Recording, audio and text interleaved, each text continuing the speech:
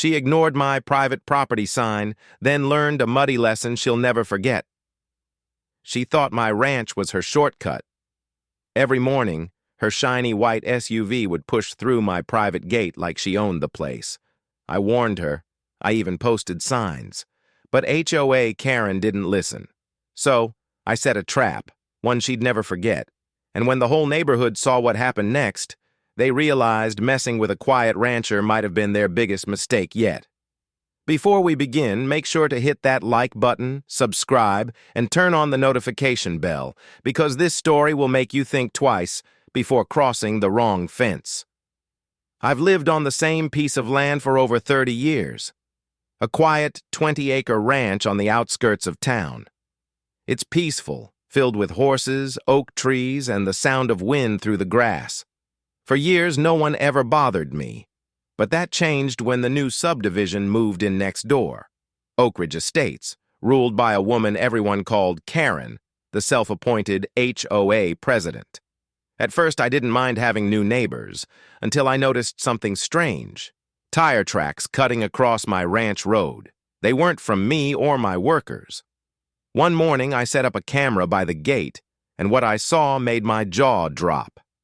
There she was, Karen herself, platinum blonde hair, sunglasses bigger than her ego, and a pearl-white SUV, driving right through my ranch gate like it was her personal driveway. She'd found a shortcut that shaved 2 minutes off her drive to the main road. The problem?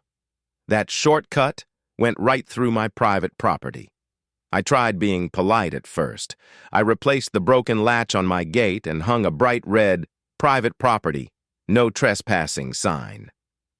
2 days later, the latch was broken again, the sign gone, and her tire tracks deeper than before. When I confronted her at the local coffee shop, she laughed in my face.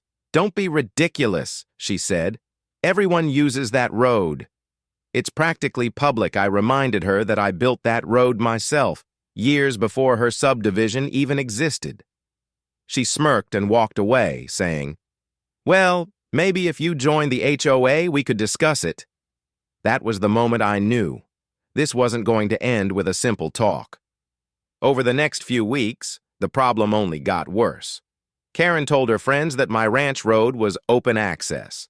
Soon I saw 3, sometimes 4 SUVs cutting through my land every day, kicking up dust, scaring my horses, and leaving trash behind. I installed a new metal gate with a heavy lock. 2 days later, someone clipped the chain with bolt cutters. That's when I called the sheriff's office. But when the deputy came out, he just shrugged. "She's saying the road's been in use for years," he said. "Could be considered a public easement if it's been used openly long enough." I told him that was nonsense. I'd fenced that road for decades, but he didn't want to get involved in neighbor disputes. So I sent Karen a formal cease and desist letter. She responded by sliding a note under my gate. "If you keep harassing me, I'll bring this to the HOA board. You'll regret it." That was her mistake, threatening a man on his own land. I put up cameras, warning signs, and even motion lights. But Karen was bold. She didn't care. Every morning she drove through like clockwork. Sometimes she'd even wave at the cameras with that smug little grin. Then one night, after another broken gate and another round of tire tracks, I decided, if the law wouldn't stop her, I'd handle it my way. I wasn't planning anything dangerous, just something that would teach her a lesson she couldn't ignore. First, I repaired the gate once more, this time with reinforced steel hinges and a custom latch. I connected it to a simple mechanical setup I designed myself, one that wouldn't hurt anyone but would definitely get their attention. The next morning, I left the gate unlocked on purpose, just slightly ajar. From a distance, it looked like another broken day, but in reality, I'd set up what I like to call a rancher's wake-up call. When someone pushed the gate open from the wrong side, the latch would release a chain that triggered 2 old cattle bells hidden in the posts, loud enough to wake the whole valley. I also scattered harmless but sticky mud traps near the tire path, Basically a mixture of clay and molasses I used to keep pests away from feed sheds. The mud was thick, deep, and clung to tires like glue. Then I waited. Just after 7:30 a.m., I heard it, the faint hum of Karen's SUV. She slowed down, pushed the gate with her bumper, and drove right in. Clang! Clang! Clang! The bells exploded with noise, birds scattered, dogs barked, and the sound echoed across the hills. Startled, Karen hit the brakes, right into the mud trap. Her SUV sank 2 inches deep, tires spinning uselessly. I stepped out from behind my truck, camera in hand. "Morning, ma'am," I said calmly. "You're trespassing." Her face turned red. "You can't do this! This is harassment!" "Actually," I said, showing her the posted signs and video feed, "this is called evidence." She demanded I tow her out immediately. I smiled and said, "I'll gladly call a tow truck, but they're not going to pull you out of my land for free." It took 2 hours and a $350 tow bill before she finally left, fuming, covered in mud, and swearing revenge. I thought that was the end of it. I was wrong. 2 days later, I received a letter in my mailbox stamped Oak Ridge Estates HOA.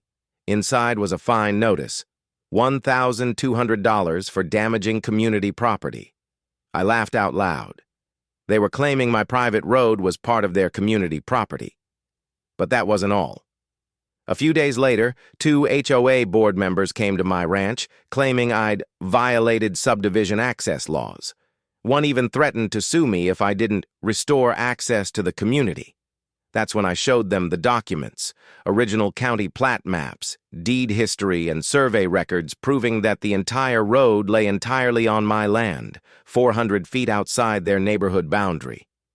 Their faces turned pale, but Karen wasn't done yet. She called the sheriff again, claiming I'd illegally trapped her on public property. When the deputies arrived, I calmly showed them the security footage, warning signs, and legal documents. The deputy looked over everything, nodded, and said to Karen, "Ma'am, this man has every right to protect his property. You're the one trespassing." Karen screamed, "I'll take this to court." "Please do," I replied. "Just remember, court loves video evidence." The next morning, her SUV was back on the main road, nowhere near my gate. But I knew this woman wouldn't just back down quietly. For a while, things stayed calm. I reinforced my fences and even planted a row of thorn bushes along the old path. Life started to feel peaceful again. Then one afternoon, a delivery truck came rumbling down my road. The driver stopped, handed me an envelope, and said, "You might want to see this." It was a court summons. The HOA was officially suing me, demanding I open my road to community access and pay damages for emotional distress. I'll admit, I was angry. But instead of panicking, I hired a local attorney who specialized in property rights. Together, we prepared a mountain of evidence, maps, footage, and sworn witness statements. When court day arrived, Karen strutted in with her HOA crew like she was marching to victory. She even smiled at me across the aisle. Then the judge spoke. According to the county records and deeds presented, this road has never been public. It lies entirely within Mr. Jackson's private ranch. Furthermore, evidence shows repeated trespassing and vandalism. He looked at Karen. "Mrs. Miller, you and your HOA owe this man $7,800 in damages and legal fees, and you are hereby prohibited from entering his property again." Karen's jaw dropped. The courtroom went silent. My lawyer handed her a copy of the judgment and whispered, "Shortcuts closed."